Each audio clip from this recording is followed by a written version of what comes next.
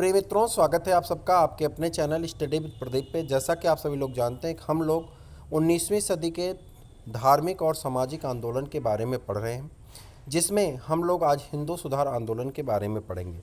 यह वीडियो मुख्यतः आरो यारो 2020 विधान भवन आरो यारो 2020 को ध्यान में रख करके बनाई जा रही है, लेकिन यह वीडियो समस्त परीक्षाओं के लिए महत्वपूर्ण है। तो चलिए देखते हैं। आप यहाँ से देखेंगे कि हर एक परीक्षा में अगर आप गौर करेंगे, अभी पढ़ेंगे तो आप गौर करेंगे, हर एक परीक्षा में यहाँ से 2 से 3 प्रश्न पूछे जाते हैं जो आपके लिए महत्वपूर्ण है। ठीक है, चलिए देखते हैं क्या है।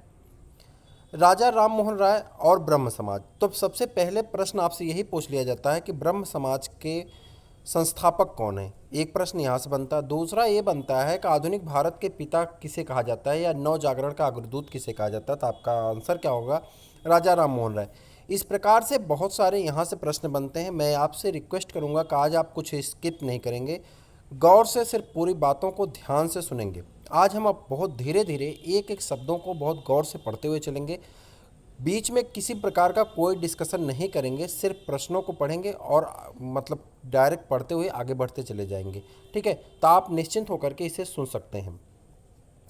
राजा राम मोहन राय, जिन्हें आधुनिक भारत का पिता, नव जागरण का अग्रदूत, भारतीय राष्ट्रवाद का जनक, सुधार आंदोलन के प्रवर्तक आदि उपाधियों से नवाजा गया है, का जन्म 22 मई 1772 ईस्वी को बंगाल के हुगली जिले में स्थित राधानगर में हुआ था। इनके पिता रमाकांत बंगाल के नवाब के यहाँ कार्य करते थे और वहीं राम मोहन राय को राय राया की उपाधि मिली। देखिए, अब इस पैराग्राफ में क्या क्या बताया गया है, यहाँ पे बहुत सारे प्रश्न छुपे हैं। पहला क्या है कि आधुनिक भारत का पिता किसे कहा जाता है, तो आप कहेंगे राजा राम मोहन राय को। नव जागरण का अग्रदूत राजा राम मोहन राय, भारतीय राष्ट्रवाद का जनक राजा राम मोहन राय, सुधार आंदोलन के प्रवर्तक राजा राम मोहन राय इत्यादि इतनी सारी उपाधियाँ किसको दी गई हैं? राजा राम मोहन राय को। तो आप इसे 2-3 बार पढ़ेंगे, सुनेंगे, आपको याद हो जाएगा। का जन्म, इनके जन्म से कभी कभी प्रश्न पूछ लिया जाता है कि इनका जन्म कहाँ हुआ था। ईस्वी और डेट बहुत कम आते हैं, डाटा के क्वेश्चन देखिए बहुत कम आते हैं, 1-2 क्वेश्चन डाटा के आते हैं करंट रिलेटेड। तो ईस्वी और डेट बहुत कम आता है। बस इतना याद रखिए कि 1772 ईस्वी में बंगाल में हुआ था। कहाँ हुआ था? बंगाल में हुआ था। इनके पिताजी का नाम क्या था? रमाकांत था। और यहाँ पे इनको नाम क्या दिया गया था? जहाँ इनके पिताजी काम करते थे तो वहाँ पे बंगाल के नवाब के यहाँ वो कार्य करते थे, तो वहाँ पे राजा राम मोहन राय को क्या नाम दिया गया था? राय राया की उपाधि मिली थी। ठीक है, अब देखिए अगला पैराग्राफ हम पूरा पढ़ेंगे, फिर उसके बारे में बाद में चर्चा करेंगे। राजा राम मोहन राय की शिक्षा प्रायः पटना एवं वाराणसी में हुई थी। ये बहुमुखी प्रतिभा के धनी और बहुत बड़े विद्वान थे। इन्हें अरबी, फारसी, संस्कृत के साथ साथ अंग्रेजी, फ्रांसीसी, लैटिन, यूनानी, हिब्रू समेत लगभग 12 भाषाओं का ज्ञान था। 16 वर्ष की आयु में इनकी आस्था मूर्त पूजा में नहीं रही और इन्होंने 1809 किंचित स्रोतों से 1803 ईस्वी में फारसी भाषा में तोहफात उल मुबाहुद्दीन अर्थात एक ईश्वरवादियों का उपहार, गिफ्ट टू मोनोथिस्ट नामक पुस्तक में मूर्त पूजा का खंडन किया। कई वर्षों तक घर से दूर रहकर विभिन्न स्थानों की यात्रा की और नेपाल भी गए, जहां से बौद्ध दर्शन का ज्ञान प्राप्त किया। 1803 में अपने पिता रमाकांत राय की मृत्यु के पश्चात कंपनी में जॉन डिग्बी ने दीवान बने और 1814 ईस्वी तक कार्य किया। अब देखिए यहाँ पे बहुत सारी चीज़ें दी गई, जैसे कि इनकी शिक्षा कहाँ हुई? राजा राम मोहन राय की। एक कॉमन जैसे कहानी तरह याद करिए कि राजा राम मोहन राय जो इतने महान हैं, उनकी शिक्षा कहाँ हुई? तो उनकी शिक्षा कहाँ हुई थी? वाराणसी में हुई थी, पटना में हुई थी। इनमें बहुत सारी विद्वता थी। ये अरबी जानते थे, फारसी जानते थे, संस्कृत जानते थे, लैटिन, यूनानी, हिब्रू कई भाषाओं के लगभग 12 भाषाओं के इनका ज्ञान था। 16 वर्ष की अवस्था में इन्होंने मूर्त पूजा का विरोध किया। ठीक है, मूर्त पूजा से इनकी आस्था जो थी वो नष्ट हो गई, यानी मूर्त पूजा में इनका विश्वास नहीं रहा। 1809 ईस्वी में कहीं कहीं पर अलग अलग स्रोत के माध्यम से ऐसा बताया जाता है कि 1803 ईस्वी में फारसी भाषा में, जब इन्हें 12 भाषाओं का ज्ञान है, तो इन्होंने फारसी भाषा में एक किताब लिखी जिसका नाम था तोहफात उल मुबाहुद्दीन अर्थात एक ईश्वरवादियों का उपहार। हिंदी में इसका ट्रांसलेशन क्या होगा? एक ईश्वरवादियों का उपहार में मूर्त पूजा का खंडन किया। अब प्रश्न ये पूछा जाता है कि मूर्त पूजा का खंडन राजा राम मोहन राय ने किस पुस्तक में की थी? तो आप वहाँ कहेंगे तोहफात उल मुबाहिद्दीन, अर्थात जिसका नाम क्या होगा, या हिंदी में लिखा रहेगा एक ईश्वरवादियों का उपहार। मुझे उम्मीद है कि आप इस बात को अच्छी तरह से समझ गए होंगे। कई वर्षों तक घर से दूर रहकर विभिन्न स्थानों की यात्राएं की और नेपाल भी गए, जहां इन्होंने बौद्ध दर्शन का ज्ञान प्राप्त किया। ठीक है, जब बौद्ध दर्शन का इन्हें ज्ञान प्राप्त होता तो 1803 ईस्वी में होता क्या, इनके साथ एक दुर्घटना घटती कि इनके पिताजी की मृत्यु हो जाती है। बाद में जॉन डिग्बी नामक एक दीवान थे जिन्होंने इनको नौकरी दिलवा दी, और नौकरी इन्होंने कब तक की? 1814 ईस्वी तक। ठीक है, 1814 ईस्वी में इन्होंने आत्मीय सभा की स्थापना की। प्रश्न पूछा गया, डायरेक्ट पूछा जाता कि आत्मीय सभा की स्थापना कब की गई थी? तो आप याद रखेंगे 1814 ईस्वी में आत्मीय सभा की स्थापना की गई थी। यह वीडियो आप किसी भी परीक्षा में देंगे, चाहे आप आर दीजिए, चाहे यूपीपीसीएस दीजिए, लोअर दीजिए, जूनियर दीजिए, कोई भी दीजिए, आपको यहाँ से प्रश्न 100% आने वाले हैं, ये मैं दावे के साथ कह सकता हूँ। की स्थापना की, जिसमें द्वारिकानाथ ठाकुर भी शामिल थे। 1816 ईस्वी में वेदांत सोसाइटी की स्थापना की। 1820 ईस्वी में इन्होंने बाइबिल के आधार पर एक किताब प्रिसेप्ट्स ऑफ जीसस लिखी, जिसके कारण उनके ईसाई मित्रों ने इन्हें ईसाई बनाने का प्रयत्न भी किया। इस पुस्तक का प्रकाशन 1823 ईस्वी में जॉन डिग्बी के प्रयासों से लंदन में हुआ। 1821 में इन्होंने कलकत्ता यूनिटेरियन कमेटी की स्थापना की। अब देखिए यहाँ पर कई घटनाएं होती हैं, जैसे कि आत्मीय सभा की स्थापना 1814 में, 1816 में वेदांत सोसाइटी की स्थापना, 1820 में इन्होंने बाइबिल के आधार पर, बाइबिल के तर्ज पे एक पुस्तक का लेखन किया, एक पुस्तक लिखी जिसका नाम का था प्रिसेप्ट्स ऑफ जीसस। जब इन्होंने जीसस की बड़ाई की तो जो ईसाई पादरी लोग यहाँ पे थे, 1813 ईस्वी में पादरी आ गए थे, तो उनको ये लगा कि ये व्यक्ति जो है, ये व्यक्ति ईसाई धर्म में विश्वास रखता है और इसे आसानी से हम ईसाई बना सकते हैं, तो इन्हें ईसाई बनाने का प्रयत्न करना शुरू कर दिए। रूढ़वादियों ने इनकी आलोचना की। जो रूढ़वादी थे, जो वैदिक परंपरा को मानते थे और उसमें रूढ़वादिता फैला रहे थे, उन्होंने इनकी आलोचना की तथा यह प्रचार किया कि वे ईसाई बन जाएंगे, परंतु ऐसा नहीं हुआ। यूनिटेरियन चर्च से प्रार्थना करके लौटते वक्त ताराचंद्र चक्रवर्ती और चंद्रशेखर देव ने एक पृथक पूजा स्थल जो ना हिंदू हो ना ही ईसाई हो की स्थापना की चर्चा की। फलस्वरूप 12 अगस्त 1828 ईस्वी को ब्रह्म समाज फलस्वरूप 20 अगस्त माफ़ करिएगा, फलस्वरूप 20 अगस्त 1828 ईस्वी को ब्रह्म समाज की स्थापना हुई। अब आपसे प्रश्न ये नहीं पूछा जाता, डेट नहीं पूछी जाती, बल्कि ये पूछी जाती कि ब्रह्म समाज की स्थापना कब हुई। तो आप याद रखेंगे ब्रह्म समाज की स्थापना कब हुई? 1828 ईस्वी में। ठीक है, ब्रह्म समाज की स्थापना कब हुई? 1828 ईस्वी में। प्रारंभ में इसे ब्रह्म सभा कहा गया, बाद में यह ब्रह्म समाज के नाम से प्रसिद्ध हुआ। ब्रह्म समाज का स्वरूप भारतीय था और इसे अद्वैतवादी हिंदुओं की संस्था कहा जा सकता है, जिसका उद्देश्य हिंदू धर्म की रूढ़ियों, अंधविश्वासों से मुक्ति करके नवीन रूप प्रदान करना था। इस संस्था द्वारा मूर्त पूजा, अवतारवाद, बहुदेववाद, पुरोहितवाद आदि का खंडन किया गया तथा ईश्वर की एकता पर बल दिया गया। इन्हें आत्मा की अमरता पर पूर्ण विश्वास था। ठीक है, ध्यातव्य है कि राजा राम मोहन राय हैं, केवल धर्म सुधार तक सीमित नहीं रहे। इन्होंने समाज के अंदर व्याप्त कुरीतियों जैसे कि सती प्रथा, बहुविवाह, बाल विवाह प्रथा, पर्दा प्रथा, छुआछूत, जाति प्रथा आदि पर भी जमकर प्रहार किया। इन्होंने अंतर्जातीय विवाह व स्त्री शिक्षा पर विशेष बल दिया। स्त्रियों को संपत्ति में उत्तरदायित्व दिलाने का भी प्रयत्न किया। इन्होंने तर्क बुद्धिवाद व मानववाद को सर्वाधिक महत्व दिया, जिसके लिए आधुनिक शिक्षा पर विशेष बल दिया और डच डेविस हेयर की सहायता से 1817 ईस्वी में कलकत्ता हिंदू कॉलेज की स्थापना की। 1825 में वेदांत कॉलेज की स्थापना की। यानी इन्होंने 2 कॉलेज की स्थापना की, 1817 ईस्वी में कलकत्ता में हिंदू कॉलेज और 1825 ईस्वी में वेदांत कॉलेज की स्थापना की गई। कलकत्ता के हिंदू कॉलेज की जब स्थापना की गई तो एक डच थे जिनका नाम क्या था, डच, आप जानते हैं डच भी भारत आए थे व्यापार करने। तो डेविड हेयर की सहायता से इन्होंने कलकत्ता में हिंदू कॉलेज और की स्थापना की तथा 1825 में वेदांत कॉलेज की स्थापना की। क्लियर है। अब इस पैरा में अगर आप देखेंगे तो सती प्रथा, बहुविवाह प्रथा, ठीक, बाल विवाह प्रथा, पर्दा प्रथा, छुआछूत, जाति प्रथा इत्यादि पर इन्होंने प्रहार किया कि ये सभी चीज़ें क्या हैं, गलत थी। ठीक, इन्होंने इसको बदलने का प्रयास किया और प्रहार किया जिससे स्त्रियों को समान अधिकार दिया जाए।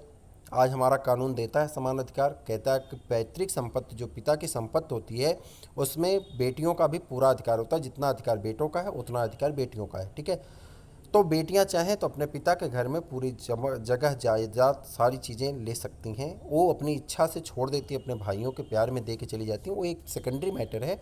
बट अगर वो चाह लें तो वो सारी चीज़ें ले सकती हैं, एक कानूनन उनको अधिकार दिया गया है। ठीक, तो स्त्रियों को सम्मान देना, स्त्रियों को उत्तराधिकार दिलाना, ये सभी चीज़ें इनके एक आदर्श व्यक्ति होने के नाते कहीं ना कहीं इनके अंदर व्याप्त थी और उसका प्रसार करना इनका परम कर्तव्य बन गया था। आगे बढ़ जाए। राजा राम मोहन राय को पत्रकारिता का अग्रदूत, ऊपर उतनी सारी टाइटल आप पढ़ें, फिर नीचे क्या है, पत्रकारिता का अग्रदूत माना जाता है।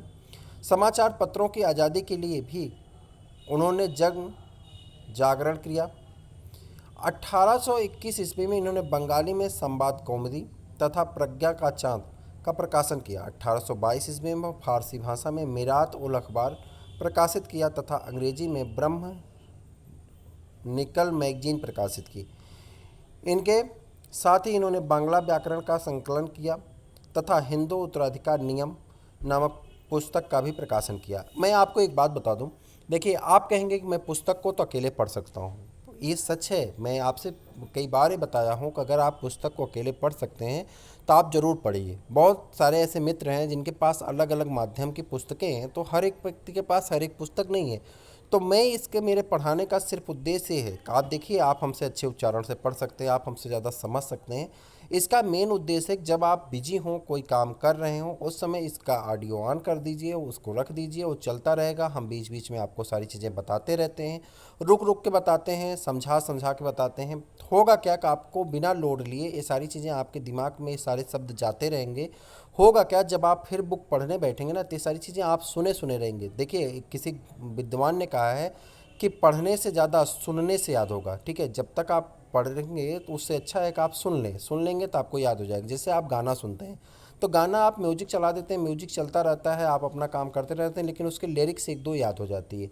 जब एक दो लिरिक्स याद हो जाती है तो आपके अंदर एक धड़कन रहती है, वो एक दो लाइन आप दोहराते रहते हैं। अगर ठीक है तो उसको दोहराते रहेंगे, राजा राम मोहन राय, ब्रह्म समाज, 1828 ईस्वी, वेदांत कॉलेज, ठीक है, हिंदू कॉलेज इन्होंने स्थापना की थी कलकत्ता में, वेदांत कॉलेज। तो ऐसे जब आपके माइंड में वो चीज़ें आती रहेंगी ना, तो फिर आप जब उसको एक बार पढ़ लेंगे, फिर से दोहरा लेंगे अपनी बुक में, तो क्या होगा, आपको आसानी से याद हो जाएगा। इन चीज़ों को हम व्हाइट बोर्ड पे लिख करके आसानी से आपको बता सकते थे। इसी वीडियो को जो हम 20 से 25 मिनट में करने वाले हैं, इसी वीडियो पे हम आपके 1.5 से 2 घंटे जाया कर सकते थे। आपको बहुत ज़्यादा उसे घुमा घुमा के एक ही बात को बता सकते थे। पता है कि वीडियो क्लास में समझाने में आपको सामने देख करके समझेंगे तो आपको बहुत अच्छा लगेगा, लेकिन इस कंटेंट को जो हम दे रहे हैं, ये कंटेंट शायद जितना ज़्यादा हम आपको दे रहे हैं इतना ज़्यादा वीडियो क्लास में शायद ना मिल पाए। वीडियो क्लास में हम बहुत ज़्यादा फैक्ट लिखवाने के चक्कर में पड़ेंगे तो वीडियो क्लास आपकी ख़राब हो जाएगी। तो इस चीज़ को आप बहुत गौर से सुनिए, पढ़िए, समझिए, आपको बहुत अच्छा लगेगा और आपको इससे बहुत लाभ मिलेगा, ये मेरा विश्वास भी है। ठीक, इन्होंने सती प्रथा का घोर विरोध किया। तो जो मित्र हमारे 2 मिनट 1 मिनट देख के भाग जाते हैं वो पूरा वीडियो देखा करें। इन्होंने सती प्रथा का घोर विरोध संवाद कौमुदी के माध्यम से किया। यानी सती प्रथा का जो इन्होंने विरोध किया वो किस माध्यम से किया, वो माध्यम कौन था, संवाद कौमुदी। ठीक है, संवाद कौमुदी। ठीक, सती प्रथा के विरोध की प्रेरणा इन्हें उस समय प्राप्त हुई जब 1811 ईस्वी में उनके बड़े भाई जगमोहन की मृत्यु पर जबरन उनकी भाभी अलका मंजरी उनकी भाभी का नाम क्या था, अलका मंजरी, को सती होना पड़ा। यानी इनकी भाभी को जब सती कराया गया 1811 ईस्वी में, प्रश्न ऐसे पूछा जा सकता है कि वह कौन सी ऐसी घटना थी जिसे देख करके सती प्रथा का विरोध करने की इच्छा जागृत हुई राजा राम मोहन राय के मन में। तो आप वहाँ पे कथन तर्क वाले प्रश्न में इस तरह का प्रश्न आएगा तो उसमें रहेगा कि इनके बड़े भाई की पत्नी, जिनका नाम क्या था, अलका मंजरी था, 1811 ईस्वी में उनको सती होना पड़ा था, जिसकी वजह से दुखी होकर के सती प्रथा का विरोध करना शुरू कर दिया। इससे दुखी होकर के उन्होंने इस प्रथा के विरोध में समाजव्यापी आंदोलन चलाया और विलियम बेटिंग को 1829 ईस्वी में सती प्रथा विरोधी कानून बनाने में सहयोग किया। धार्मिक सुधार आंदोलन के अग्रणी होने के साथ ही राम मोहन राय स्वतंत्रता एवं राष्ट्रीयता के जोरदार समर्थक थे, इसीलिए इन्हें भारतीय राष्ट्रवाद का जनक भी कहा जाता है।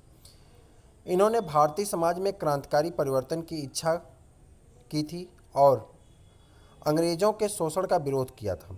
1821 ईस्वी में नेपल्स क्रांति की विफलता से ये दुखी थे, परंतु 1823 ईस्वी में स्पेनिश क्रांति सफल रही, जो उन्हें भोज देकर खुशी मनाई। समाचार पत्रों की आज़ादी के लिए 1823 ईस्वी में एडम्स के प्रेस अध्यादेश के विरोध में द्वारिकानाथ टैगोर के साथ उच्चतम न्यायालय में अपील दायर की। बाद में अपील खारिज होने पर इन्होंने प्रीवी काउंसिल में फिर से अपील की। हिंदू और मुसलमानों में भेद करने वाले जूरी एक्ट, हिंदू और मुसलमानों में भेद करने वाले जूरी एक्ट जो 1827 ईस्वी का इन्होंने खुलकर विरोध किया था, क्योंकि इन्होंने स्वतंत्रता के साथ साथ समानता, विश्व हिंदुत्व आदि पर भी विशेष बल दिया था। राजा राम मोहन राय प्रथम व्यक्ति थे जो समुद्र पार करके इंग्लैंड गए थे और भारतीय मुगल सम्राट अकबर द्वितीय के पक्ष अंग्रेज सरकार के सामने रखा, जो अपर्याप्त पेंशन राज के संदर्भ में था। इन्होंने 1831 ईस्वी में एनसीईआरटी भारत ज्ञान कोश में इसका वर्णन किया गया कि इन्होंने 1831 ईस्वी में मुगल सम्राट अकबर द्वितीय ने राजा की उपाधि प्रदान करके तत्कालीन ब्रिटिश सम्राट विलियम चतुर्थ के दरबार में भेजा था। यानी इन्हें राजा की उपाधि किसने दी थी, तो अकबर द्वितीय ने दी थी। ऐसा इसका संकलन कहाँ मिलता है, ये मिलता है एनसीईआरटी की बुक में। और ये घटना कब हुई थी, 1831 ईस्वी में।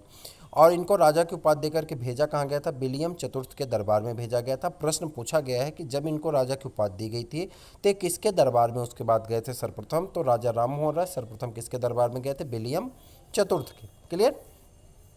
1800 से कहाँ पे, हाँ 1833 ईस्वी यानी 27 सितंबर 1833 ईस्वी को ब्रिस्टल यानी इंग्लैंड में मस्तिष्क ज्वर से इनकी मृत्यु हो गई। यानी 27 सितंबर 1833 को इस महान आत्मा की क्या हुई, धरती से विदाई हो गई, इनकी मृत्यु हो जाती। सुभाष चंद्र बोस ने इन्हें युगदूत की उपाधि से सम्मानित किया। ज्ञातव्य है कि 1830 में ब्रह्म समाज का प्रन्यासकरण पत्र, ट्रस्ट डीड लिखा गया, जिसमें राजा राम मोहन राय ने अपनी मृत्यु के बाद अपने दो शिष्य महर्षि द्वारिकानाथ टैगोर तथा पंडित रामचंद्र विद्यावागीश को ब्रह्म समाज के संचालक नियुक्त किया था। 1830 में ऐसा बताया गया था। 1833 में इनकी मृत्यु होती है। 1830 में इनके ब्रह्म समाज का जो प्रन्यासकरण किया गया, प्रन्यासकरण पत्र लिखा गया, उसमें इनके जो उत्तराधिकारी, इनके जो दो शिष्य थे, उनको बनाया गया। कौन कौन थे, महर्षि द्वारिकानाथ टैगोर तथा पंडित रामचंद्र विद्यावागीश को ब्रह्म समाज के संचालन नियुक्त करने का बात किया गया था। ठीक है। इन्होंने 10 वर्षों तक ब्रह्म समाज का संचालन किया। ब्रह्म समाज का विस्तार। राजा राम मोहन राय की मृत्यु के पश्चात ब्रह्म समाज का नेतृत्व महर्षि द्वारिकानाथ टैगोर, रविन्द्रनाथ के पितामह, रविन्द्रनाथ टैगोर का नाम सुना आपने, रविन्द्रनाथ के पितामह यानी उनके दादा थे। कौन, महर्षि द्वारिकानाथ टैगोर। ठीक। एवं पंडित रामचंद्र विद्यावागीश ने संभाला। तदुपरांत द्वारिकानाथ टैगोर के पुत्र देवेंद्रनाथ टैगोर ने 21 दिसंबर 1843 ईस्वी को ब्रह्म समाज की बागडोर अपने हाथों में ले ली। ब्रह्म समाज में नवप्राण का संचार और इसे ईश्वरवादी आंदोलन के रूप में प्रतिस्थापित करने का श्रेय देवेंद्रनाथ टैगोर को प्राप्त है। ज्ञातव्य है कि इसके पूर्व देवेंद्रनाथ ने कलकत्ता के जोरासाकी में तत्वरंजनी सभा की स्थापना की थी। किसने, तत्वरंजनी की तत्वरंजनी सभा की स्थापना किसने की थी? देवेंद्र नाथ ने की थी, जो बाद में 1839 ईस्वी में रूपांतरित होकर तत्वबोधिनी सभा के रूप में सामने आई। उन्होंने बंगाली भाषा में तत्वबोधिनी नामक पत्रिका का प्रकाशन भी किया। यह पत्रिका ब्रह्म समाज की मुख्य पत्रिका थी। इसमें अन्य प्रमुख संपादक ईश्वरचंद्र विद्यासागर, अक्षय कुमार दत्त, राज नारायण बोस और राजेंद्र लाल मित्र आदि थे। ब्रह्म समाज के सदस्यों को विज्ञान और धर्मशास्त्रों का ज्ञान कराने के उद्देश्य से 1840 ईस्वी में तत्वबोधिनी स्कूल की स्थापना की जाती है। इसके मुख्य सदस्य राजेंद्र लाल मिश्र, ईश्वरचंद्र विद्यासागर, प्यारे चंद्र मिश्र, ताराचंद्र चक्रवर्ती, अक्षय कुमार दत्त आदि थे। अक्षय कुमार दत्त इस स्कूल में शिक्षक के रूप में नियुक्त हुए थे। देवेंद्रनाथ टैगोर ने ईसाई धर्म प्रचारक अलेक्जेंडर डफ के भारतीय संस्कृत विरोधी प्रचारों का मुंहतोड़ जवाब दिया तथा ब्रह्म धर्म नामक धार्मिक पुस्तिका का संकलन तथा पूजा में ब्रह्म स्वरूप ब्रह्मोपासना का प्रारंभ किया। 1857 ईस्वी में टैगोर ने केशव चंद्र सेन को ब्रह्म समाज की सदस्यता प्रदान की और आचार्य नियुक्त किया। स्वयं पहाड़ी क्षेत्र की ओर चले गए। किसने? केशव चंद्र सेन के समय ब्रह्म समाज का विस्तार और लोकप्रियता में वृद्धि हुई। ब्रह्म समाज का विस्तार और लोकप्रियता में वृद्धि हुई। इसकी शाखाएं शीघ्र ही बंगाल से बाहर पंजाब, उत्तर प्रदेश, बम्बई व मद्रास में खोली गईं। 1865 में बंगाल में ही 65 शाखाएं थीं। केशव चंद्र सेन जॉन दी बैप्टिस्ट, ईसा मसीह और सेंट पॉल के जीवन से अत्यधिक प्रभावित थे। इनके अति उदारवादी व्यक्तित्व के कारण ब्रह्म समाज में ईसाई, मुस्लिम, पारसी आदि की धर्म पुस्तकों का पाठ किया जाने लगा, जिसके कारण 1865 ईस्वी में इनका देवेंद्रनाथ से टकराव हुआ। किससे? देवेंद्रनाथ का और किसका? दूसरे जो थे, कौन नाथ? केशव चंद्र सेन। देवेंद्रनाथ जिन्होंने केशव चंद्र सेन को अपना वो दे दिया था, उत्तराधिकार दे दिया था, लेकिन देवेंद्रनाथ और केशव चंद्र सेन में अब टकरार हो गई, क्योंकि यहाँ पे ईसाई, मुस्लिम और पारसियों का भी आगमन होना शुरू हुआ।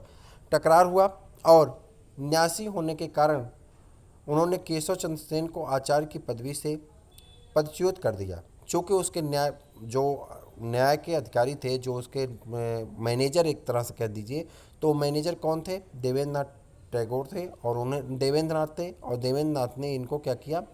हटा दिया, केशव चंद्र सेन को पदच्युत कर दिया।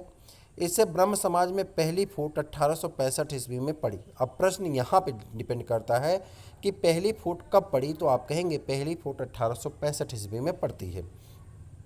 फूट के बाद देवेंद्रनाथ टैगोर का संगठन ब्रह्म समाज कहलाया, जबकि केशव चंद्र सेन का संगठन आदि ब्रह्म समाज कहलाया, जो बाद में ब्रह्म समाज ऑफ इंडिया, भारतवर्षीय ब्रह्म समाज के नाम से भी प्रसिद्ध हुआ। ब्रह्म समाज अपने को हिंदू धर्म का ही अंग बताती थी, जबकि भारतवर्षीय ब्रह्म समाज अपने को सब धर्मों में समान समझती थी। 1870 ईस्वी में केशव सेन इंग्लैंड चले गए, ठीक, तथा 6 महीने प्रवास कर लगभग 70 व्याख्यान दिए। आचार्य केशव चंद्र सेन ने 1861 में इंडियन मिरर नामक अंग्रेजी के प्रथम भारतीय दैनिक का संपादन किया तथा मद्रास में देव समाज और महाराष्ट्र में प्रार्थना समाज की स्थापना इनके प्रयास से हुई। अब याद रखिएगा कि देव समाज और प्रार्थना समाज की स्थापना किसने की थी? तो आचार्य केशव चंद्र सेन ने की थी। याद रखिए कि आचार्य केशव चंद्र सेन ने किसकी स्थापना की? देव समाज और प्रार्थना समाज, माफ करिएगा, देव समाज और प्रार्थना समाज की स्थापना की। देव समाज की स्थापना इन्होंने मद्रास में की, जबकि प्रार्थना समाज की स्थापना इन्होंने कहाँ पे की थी? तो जल्दी से बता दीजिए, प्रार्थना समाज की स्थापना इन्होंने कहाँ पे की थी? महाराष्ट्र में की थी, ठीक है। 1872 ईस्वी में इनके प्रयासों से ब्रह्म विवाह एक्ट पारित हुआ, जिसके द्वारा बाल विवाह तथा बहुपत्नी विवाह को अवैध घोषित किया गया। परंतु बाद में इन्होंने इस एक्ट का उल्लंघन करते हुए अपनी अल्प आयु की पुत्री का विवाह कूच बिहार के राजा से कर दिया, जिसके कारण इनकी प्रतिष्ठा पर बहुत धक्का लगा। फलतः एक बार फिर ब्रह्म समाज का दोबारा विघटन हो गया। युवा सदस्य आनंद मोहन बोस तथा शिवनाथ शास्त्री द्वारा 1878 ईस्वी में साधारण ब्रह्म समाज की स्थापना की गई। आनंद मोहन बोस साधारण ब्रह्म समाज के प्रथम अध्यक्ष थे। इस सदस्य ने अन्य सदस्यों में शिवनाथ शास्त्री, बिपिन चंद्र पाल, द्वारकानाथ गांगुली व सुरेंद्र नाथ बनर्जी थे। केशव चंद्र ने स्त्री शिक्षा व पश्चिमी शिक्षा पर विशेष बल दिया। इन्होंने इंडियन रिफॉर्म्स एसोसिएशन की स्थापना की।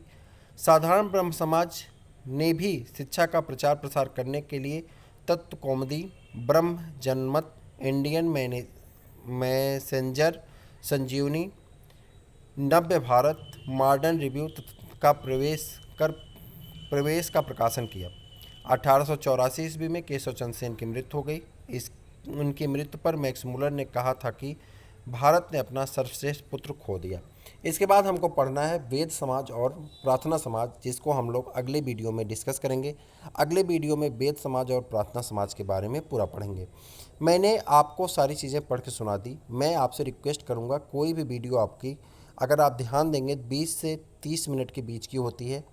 जो 20 से 25 मिनट 30 मिनट हम पढ़ते हैं, इन्हें आप अगर गौर से एक बार पढ़ना शुरू करेंगे तो आपको मैक्सिमम आधे घंटे और लगेंगे। लेकिन यह आधा घंटा जब आप रिवीजन कर लेंगे तो मुझे पूरा विश्वास है, पूरा उम्मीद है, पूरा दावा है कि आपको ये बातें आपके दिमाग में कंठस्थ हो जाएंगी। इसके बाद हम लोग व्हाइट बोर्ड क्लास भी करेंगे, जिसे हम लोग वीडियो क्लास नाम दे रहे हैं, इसे बुक क्लास नाम दे रहे हैं। तो जब हम वीडियो क्लास करेंगे तो वीडियो क्लास में क्या होगा कि सारी चीज़ें हम जब पढ़े होंगे तो हमें एक बार में याद हो जाएंगी और फिर उसका प्रैक्टिस पेपर कर लेंगे। इतना कर लेने के बाद जिस टॉपिक से हम गुजर जाएंगे वह टॉपिक हमें दोबारा कभी नहीं पढ़ना होगा। बेस ही नहीं मजबूत होगा, बल्कि हम आसानी से अपने परीक्षा को पास कर सकते हैं। किसी भी प्रकार की परीक्षा का प्री में आपको कोई भी प्रॉब्लम नहीं आ रहेगी। तो अपने दोस्तों को भी सजेस्ट करिए, अपने दोस्तों को भी शेयर करिए, लाइक करिए, सब्सक्राइब करिए। फिर मिलते हैं किसी और वीडियो में, तब तक के लिए इजाज़त दीजिए। नमस्कार।